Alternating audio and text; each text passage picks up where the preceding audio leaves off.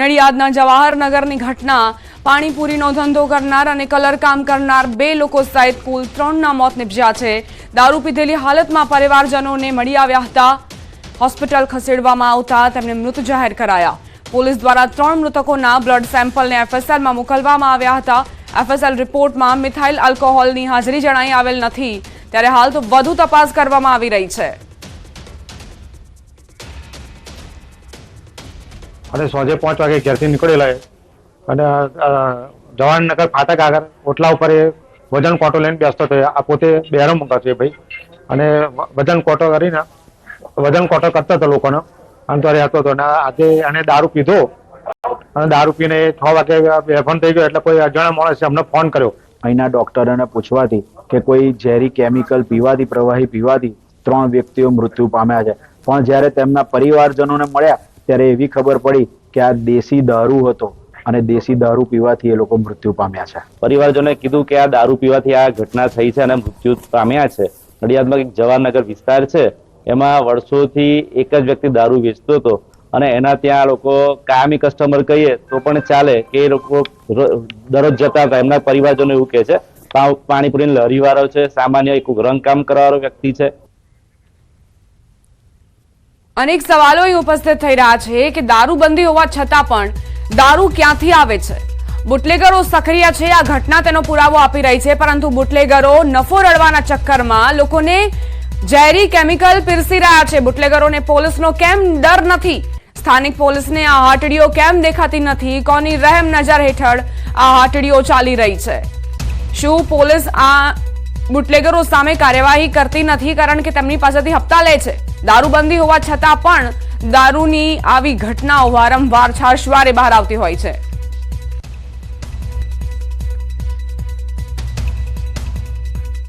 અમારા સંવાદદાતા પ્રણવ પટેલ જોડાઈ ગયા છે વધુ જાણકારી સાથે। પ્રણવ, તમને ઘટના સ્થળે પરિવારજનોની કેવા પ્રકારની પ્રતિક્રિયાઓ સાંભળવા મળી? શું તેમની ફરિયાદ હતી અને શું ખરેખર આવી હાટડીઓ આ વિસ્તારમાં ચાલી રહી છે?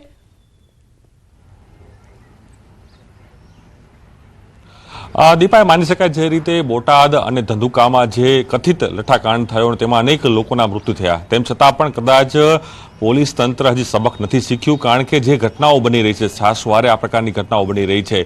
રાજ્યના અન્ય પણ એવા વિસ્તારો છે જેની અંદર આ પ્રકારની ઘટનાઓ બને છે અને કેમિકલ યુક્ત જે કહી શકાય કે દેશી દારૂ છે તે પીવામાં આવે છે, તેના કારણે અનેક લોકોના મૃત્યુ થાય છે। જ્યાં ન્યૂઝ ઇન્ડિયા ગ્રાઉન્ડ રિપોર્ટ આપણે બતાવી રહી છે અને તે છે નડિયાદ વિસ્તારની। ગઈકાલે મોડી રાતે કરુણ ઘટના બની છે, એમાં 3 વ્યક્તિઓ છે તેના મૃત્યુ થયા છે। તે લોકો જે કથિત રીતે કહેવામાં આવી રહ્યું છે કે જે દેશી એટલે કેમિકલ યુક્ત જે દારૂ છે તે પીવામાં। જોઈ શકાય છે દ્રશ્યોની અંદર કે હાલ પોલીસ છે તે પહોંચી છે ઘટના સ્થળ ઉપર કે જે બુટલેગર હતો, બુટલેગરના ઘર ઉપર પહોંચી છે અને ત્યાંથી કઈ રીતે જે દેશી દારૂ છે તે લઈ જઈને અહીં લાવવામાં આવી રહ્યા હતા અને પીવામાં આવી રહ્યું હતું, તેને લઈને આખું રિકન્સ્ટ્રક્ટ કહી શકાય કે પોલીસ આખી તપાસ પોતાની કરી રહી છે। એફએસએલની ટીમ હોય કે જે તમામ જે પોલીસનો જે અધિકારીઓ છે ત્યાં પહોંચ્યા છે અને હાલ અહીં તપાસ કરી રહ્યા છે અને દ્રશ્યોમાં પણ જોવા મળી રહ્યું છે કે કઈ રીતે આખી ઘટનાક્રમ અહીં બની હતી અને હાલ તપાસ છે તે હાલ કરવામાં આવી રહ્યા છે। આપણે પાછળ જવાનો પ્રયાસ કરશું, કારણ કે જે ઘર હતું, જે બુટલેગરનું ઘર છે, ત્યાં હું જવાનો આપનો પ્રયાસ કરીશ, કારણ કે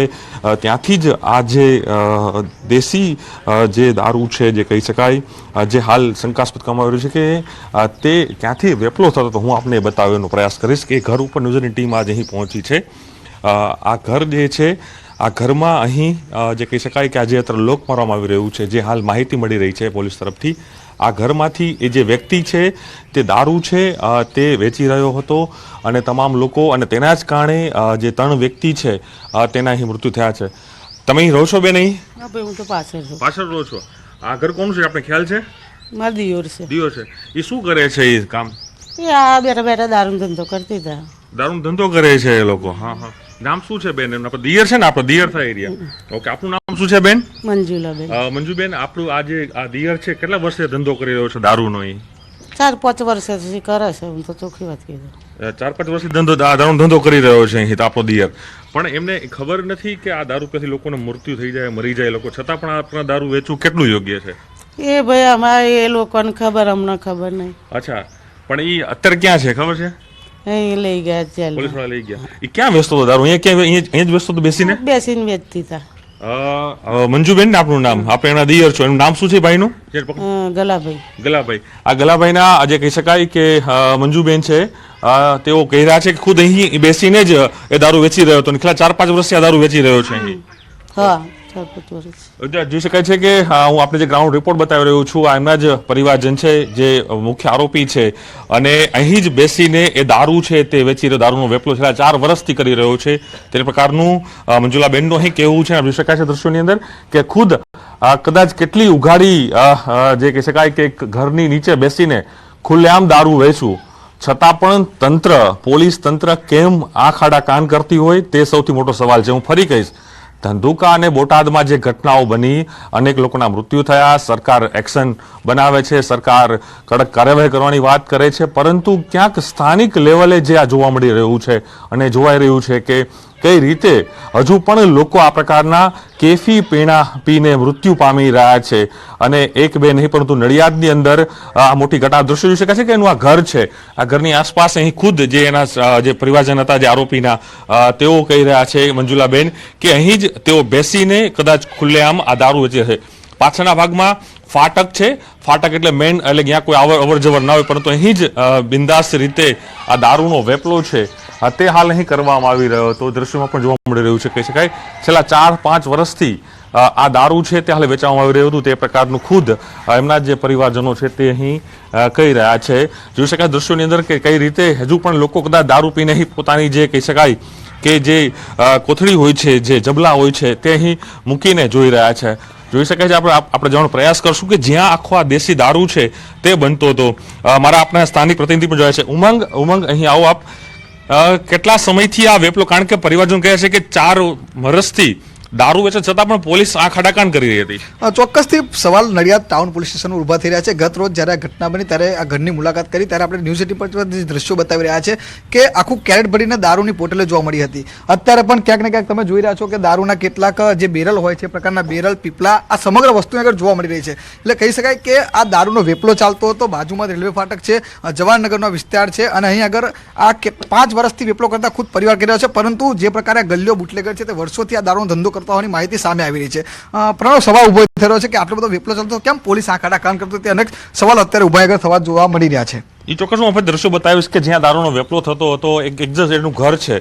આપ જોઈ શકો છો કે કઈ રીતે હજુ પણ આ દારૂની થેલીઓ, આપ જોઈ શકો છો દારૂની થેલીઓ પીને અહીં મૂકી દેવામાં આવી હતી.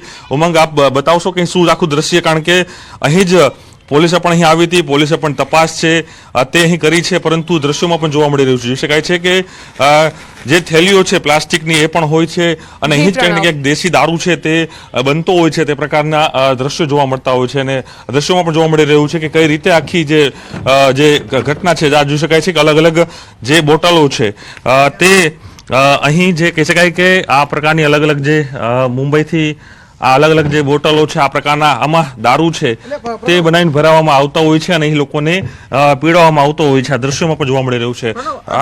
જે ઉમંગજી, પ્રણવ, બેરલ પરથી એવું સાબિત કહી શકાય કે દારૂ અન્ય કોઈ જગ્યાએ શેરડી નદીના કોતરમાં બનાવીને આગળ લાવતા હતા. તો પ્રણવ, જે પ્રકારે પોલીસ ટ્રાફિકની કામગીરી કરતી હોય છે, જ્યારે પોલીસ કોઈ પણ વ્યક્તિને પકડતી હોય ત્યારે દારૂ ભરીને જે બેરલ અહીં આવતા હતા ત્યારે પોલીસ કેમ નથી પકડતી? અનેક સવાલો અત્યારે આગળ જોવા મળી રહ્યા છે. જી ચોક્કસ, હું આપણે દ્રશ્યો બતાવીશ કે કઈ રીતે આજે હાલ પોલીસ તપાસ કરી રહી છે. પોલીસ આગળની કાર્યવાહી પણ કરી રહી છે. રાઉન્ડ અપ પણ પોલીસે દ્વારા 2 આરોપીને હાલ અહીં કરી દેવામાં આવ્યા છે. પરંતુ સવાલ એક થઈ રહ્યો છે કે આ પ્રકારની ઘટના કેમ બની રહી છે. આની પહેલા પણ જ્યારે ગુજરાતના અનેક એવા જિલ્લાઓ, અનેક ધંધુકા, બોટાદની અંદર જે ઘટના બની હતી તેની અંદર પણ જે કહી શકાય કે અનેક લોકોના મૃત્યુ થયા. સરકાર દ્વારા પણ એક્શન લેવાની વાત કરવામાં આવી હતી, સરકારે પણ અહીં કર્યું હતું. ખાસ કરીને જોઈ શકાય છે દ્રશ્યોની અંદર આપ કહે છે હજુ પણ પોલીસે તપાસ કરી રહી છે, અને તપાસ હજુ પણ કરી રહી છે, અને બધા તમામ જે તથ્યો છે તે હાલ અહીં પોલીસ છે તે મેળવી રહી છે, અને જોઈ શકાય છે કે પોલીસ આખી પોતાની કામગીરી કરી રહી છે. હાલ આખું જે પંચનામું છે તે હાલ અહીં કરી રહી છે. આ જે દુકાન છે, તમે અહીંના લોકલ વ્યક્તિ છો ભાઈ, આપણું નામ શું છે? વરુણ કાંતિલાલ પરમાર. વરુણભાઈ, તમે શું દ્રશ્ય જોયું હતું ગઈકાલે અહીં? હું અહીંયા આગળ ગઈકાલે ઉભો રહેલો આ જગ્યાએ, અને હું મસાલો ખાતો હતો. બરાબર. અને ફુવા અહીંયા ઉભા રહેલા, જે ફુવા કહીએ છીએ અમે. અચ્છા. એ અહીં ઉભા હતા. એનું નામ શું ફુવાનું આપનું? એ તો નામ તો અમને ખબર ઓકે, છે, કારણ કે અમે ફુવા જ કહીએ. ઓકે, આ વિસ્તારમાં એટલે આપણે ફુવા કહેતા હશો. બરાબર. ફુવા ઉભા રહ્યા, અને હું અહીંયા મસાલો બનાવતો હતો. એટલામાં આ જે બોબડો કહે છે, બોબો, આગળ બોબો છે ને સોડા લઈને આવ્યો. સોડા લઈને આવ્યો અહીંયા હા હા અહીંયા એને તોડી એણે એણે પીધી અડધી ફુવાને આલી તો ફુવાએ અડધી પીધી અને એટલામાં પકોડી વાળા ભાઈ આવ્યા બાઇક લઈને અને એ બાઇક લઈને પકોડી વાળા ભાઈ આવીને અહીંયા ઉભા રહ્યા ને પછી થોડી હતી ને એ પાછી પકોડી વાળા ભાઈ પીધી. અચ્છા.